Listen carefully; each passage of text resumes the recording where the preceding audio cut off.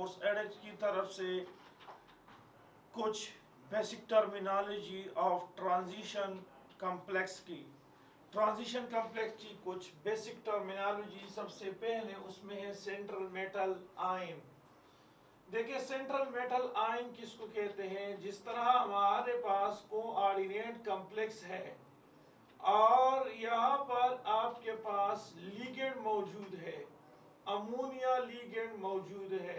देखिए ये आपके पास कोऑर्डिनेट कॉम्प्लेक्स है और यहाँ पर अमोनिया लिगेंड मौजूद है। तो जब अमोनिया लिगेंड मौजूद है और इसमें ये सेंटर में आप देख रहे हैं जो ट्रांजिशन एलिमेंट है, ये देखिए जो आप सेंटर में देख रहे हैं, जो ट्रांजिशन एलिमेंट आपको दिखाई दे रहा है, ये वाला ट्रांजिशन एलिमेंट जो है इसको हम सेंट्रल मेटल आयन या सेंट्रल मेटल एटम कहते हैं। ये कोऑर्डिनेट कॉम्प्लेक्स में, तो कोऑर्डिनेट कॉम्प्लेक्स में जो सेंटर में ट्रांजिशन एलिमेंट होता है उसको हम सेंट्रल मेटल आयन कहते हैं। और ये सेंट्रल मेटल एटम याद रखिए, ये इलेक्ट्रॉन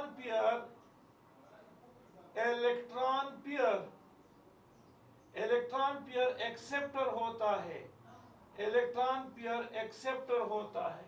अब जब इलेक्ट्रॉन पेयर एक्सेप्टर होता है, क्यों होता है? क्योंकि इसकी हाई, ये याद रखिए, हाई चार्ज डेंसिटी होती है।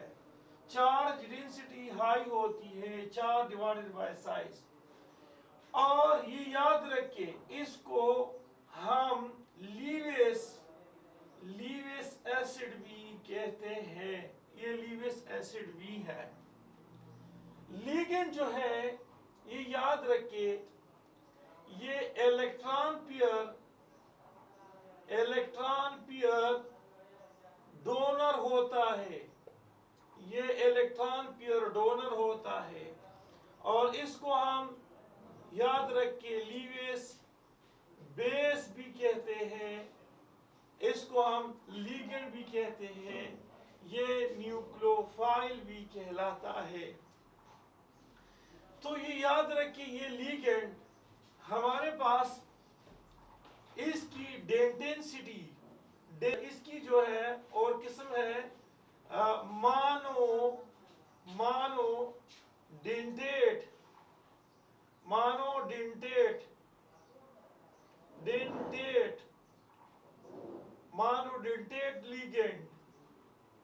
मोनोडेंटेट लिगेंड ऐसा लिगेंड होता है जिसमें एक एटम इलेक्ट्रॉन पेयर डोनर होता है to form coordinate complex with central metal atom to form coordinate covalent bond with central metal atom।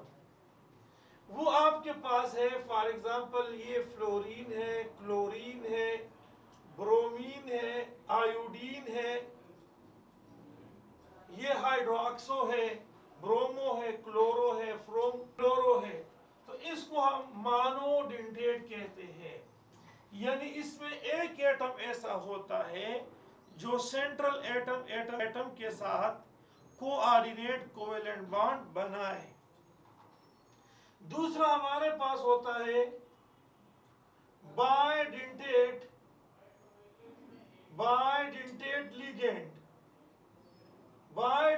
Ligand. इसमें दो एटम ऐसे होते हैं जो के सेंट्रल मेटल एटम के साथ कोऑर्डिनेट कोवेलेंट बॉन्ड बनाए। फॉर एग्जांपल इथाइलिन डाइअमीन, इसको हम EN से जाहिर करते हैं।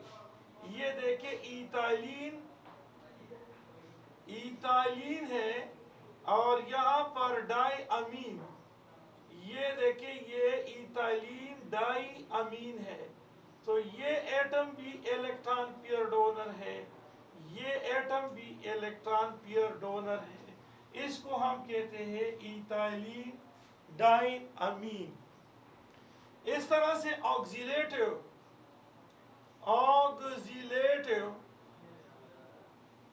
ये ऑक्सीलेटिव आप देख रहे हैं इस तरह से। ये देखिए, ये आपके पास ये बाइडेंटेट है, इसमें ये पेयर इलेक्ट्रॉन पेयर डोनर है जो कि सेंट्रल मेटल एटम के साथ कोऑर्डिनेट कोवेलेंट बॉन्ड बनाता है। इस तरह से हमारे पास पॉलीडेंटेट लिगेंड। तो पॉलीडेंटेट लिगेंड ऐसे लिगेंड्स को कहते हैं जिसमें दो से ज्यादा एटम जो है वो इलेक्ट्रॉन पेयर डोनर होते हैं to form a coordinate covalent bond with central metal atom.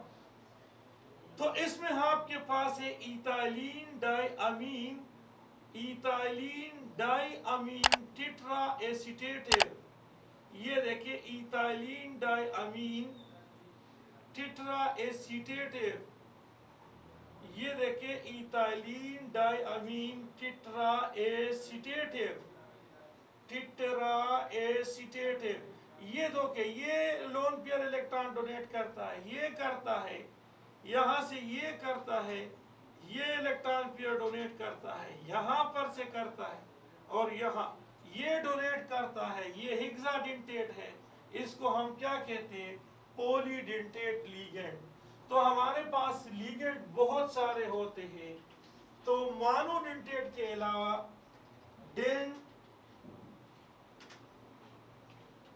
डेंटेसिटी mono ligand के अलावा जो बाइडेंटेट होता है या पॉलीडेंटेट होता है, इसको हम कहते हैं डेंटेसिटी। ये डेंटेसिटी कहलाता है, यानी एक से ज्यादा एटम, एक से ज्यादा दांत इसमें होते हैं जो सेंट्रल मेटल एटम या सेंट्रल मेटल आयन के साथ कोऑर्डिनेट कोवेलेंट बनाता है। तो अब हम कोऑर्डिनेट कॉम्प्लेक्स की तरफ जाते हैं कि कोऑर्डिनेट कॉम्प्लेक्स जो है ये क्या चीज होता है, कोऑर्डिनेट कॉम्प्लेक्स क्या चीज होता है। तो ये याद रखिए, जिस तरह हमने पहले भी बताया था और आज भी बताते हैं कि coordinate complex retain its identity in a water. पानी में अगर इसको हम डाल दे तो ये कोऑर्डिनेट कॉम्प्लेक्स अपनी आइडेंटिटी को बरकरार रखते हैं। देखिए, अगर आपके पास है हेक्सा, या इस तरह से हम लिखते हैं कि पोटाशियम हेक्सासाइनोफेरेट। पोटाशियम हेक्सासाइनोफेरेट को पानी में डिसॉल्व किया जाए, अगर इसको पानी में डिसॉल्व किया जाए तो होगा क्या? इक्वस सॉल्यूशन में 4 पोटाशियम आयन आते हैं और यहां पर एनायनिक कॉम्प्लेक्स आता है और इस पे -4 होगा। यहां पर +4 है तो यहां -4। अब क्या होगा कि ये जो है ये इक्वस सॉल्यूशन में डिसोसिएट होता है, लेकिन जो कोऑर्डिनेट स्फीयर में जो कॉम्प्लेक्स है it will remain the same. यानी ये काउंटर आयन या spectator ion, spectator ion aqueous solution में डिसॉल्व होता है, लेकिन जो कोऑर्डिनेट कॉम्प्लेक्स है it will retain its identity in aqueous solution. लेकिन अगर हम पोटाशियम सल्फेट देके, एल्यूमिनियम सल्फेट देके, गौर से देखिए ये एल्यूमिनियम सल्फेट .24H2O, अगर हम इसको वाटर में डिसॉल्व कर दे तो ये हमको पोटाशियम आयन देगा इस तरह से एल्यूमिनियम आयन देगा, इस तरह से सल्फेट आयन आपको दे सकता है, सल्फेट आयन, और ये आयोनाइजेबल नहीं है। इसका मतलब ये है कि ये डबल साल्ट अपने आइडेंटिटी को इक्वल सॉल्यूशन में बरकरार नहीं रखता है। ये सारे के सारे आयंस डिसोसिएट होते हैं। ये इसमें मेन फर्क है। अब हमारे पास कोऑर्डिनेशन नंबर किसको कहते हैं? तो अब देखिए, मैं आपको सिंपल यहां पर बताना चाहता हूं कि कोऑर्डिनेशन नंबर क्या है। देखिए, कोऑर्डिनेशन नंबर जो है, याद रखिए क्या होता है, the number of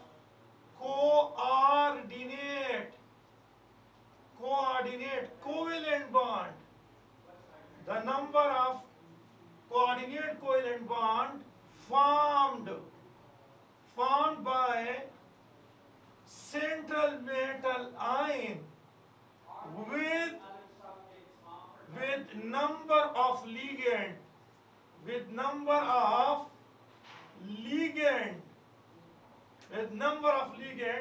is called coordination.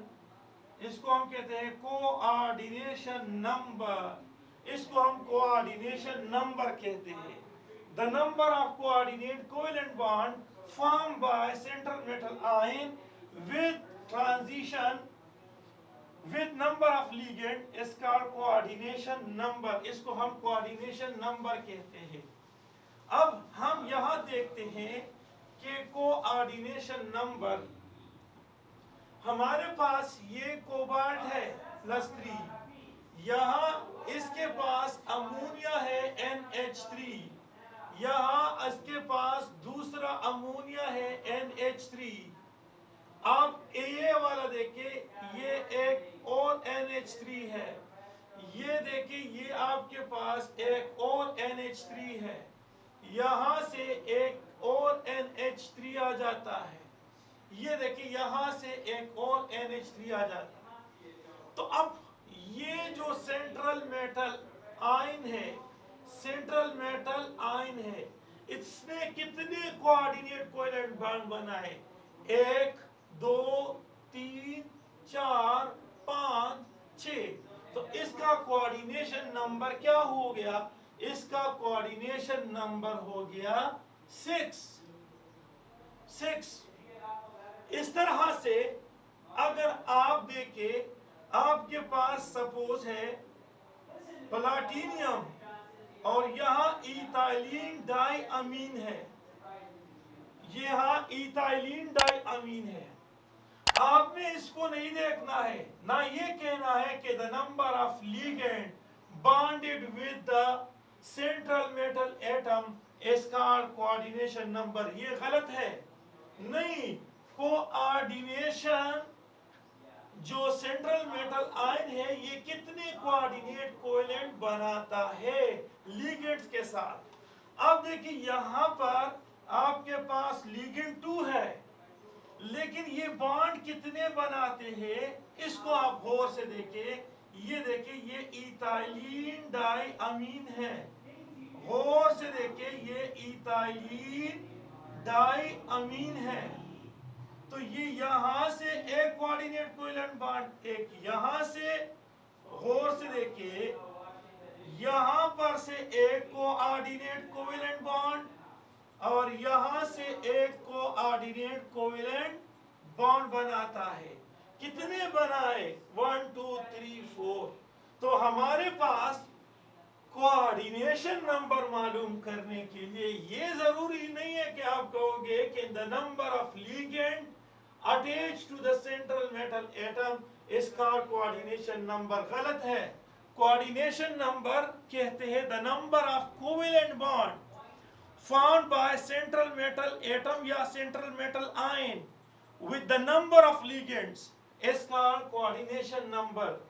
या आप इस तरह से कह दे कि कोऑर्डिनेशन नंबर ये कहते हैं क्या, ligand, number of ligand plus denticity. देखें इसमें लिगेंड कितने हैं, दो, लेकिन इसमें दो एटम ऐसे हैं इस इथाइलिन डायमीन में, दो, इसकी डेंटेसिटी 2 है, इसमें दो एटम ऐसे हैं जो कि सेंट्रल मेटल एटम के साथ कोऑर्डिनेट कोवेलेंट बॉन्ड बनाता है, तो इसकी डेंटेसिटी क्या होती है, 4। और यहां से भी आपको ये मालूम होता है कि यहां पर ये एक कोवेलेंट बॉन्ड बनाता है, ये दूसरा, तीसरा और ये चौथा, 4 कोऑर्डिनेट कोवेलेंट बॉन्ड बनाते हैं।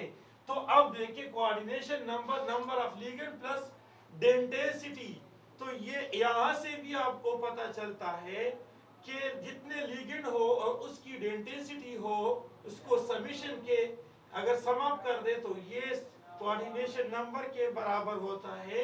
या फिर इस तरह से कहो कि the number of coordinate covalent bond form by central metal ion with the number of ligand is called coordination number. तो ये कोऑर्डिनेशन नंबर कहलाता है। अब हम जाते हैं और एक्सप्लेन करते हैं coordinate sphere. Coordinate sphere, the coordinate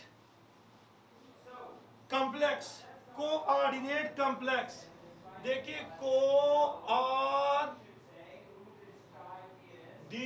sphere, coordinate sphere, the bracket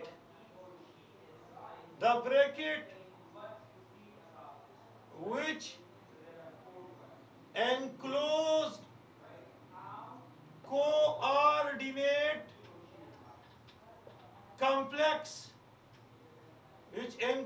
coordinate complex, जो कोऑर्डिनेट कॉम्प्लेक्स को एनक्लोज कर दे, इसका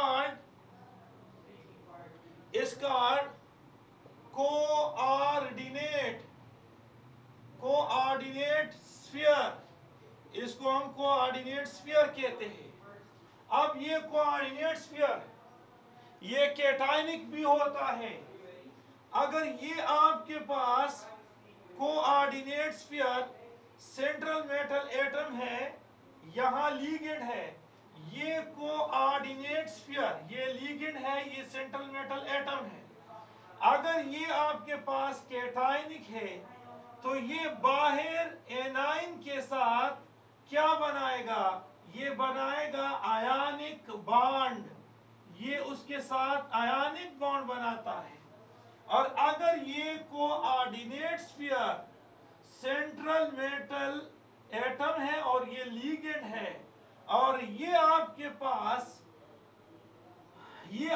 पास एनाइनिक हो, ये आपके पास कैटायनिक है, और ये अगर आपके पास एनाइनिक हो, ये वाला एनाइनिक हो, तो ये बाहर, याद रखिए, बाहर किसी भी कैटायन के साथ यहां पर ये क्या बनाएगा, ये आयनिक बॉन्ड बनाता है, और ये न्यूट्रल भी हो सकता है।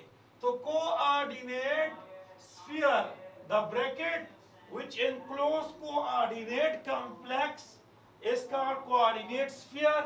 It may be cationic, और जब कैटायनिक हो तो बाहर ये एनाइन के साथ आयनिक बॉन्ड बनाता है, और अगर कोऑर्डिनेट स्फीयर एनाइन हो तो ये बाहर कैटायन के साथ आयनिक बॉन्ड बनाता है, तो ये न्यूट्रल भी हो सकता है। So this is the basic terminology of the transition complex.